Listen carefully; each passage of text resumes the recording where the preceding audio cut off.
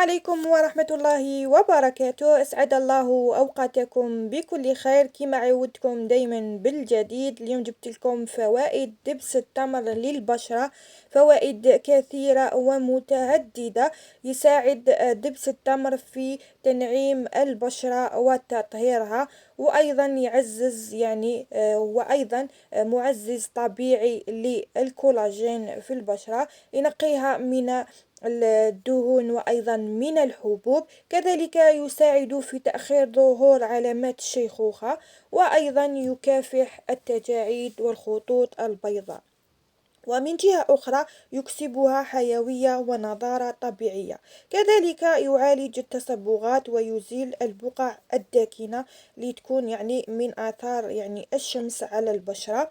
أيضا يساعد في نفخ الخدود وامتلائها بالنسبة للناس اللي يحبوا تسمين خدودهم. وأيضا يمكن تطبيقه كماسكات وغسول للبشرة. راح نتقاسمهم معكم إن شاء الله في فيديوهات لاحقة. فقط ما عليكم إلا الاشتراك في القناة ودعمي والبارتاج مع الناس اللي تحبوهم باش تعم الفائدة على الجميع إن شاء الله.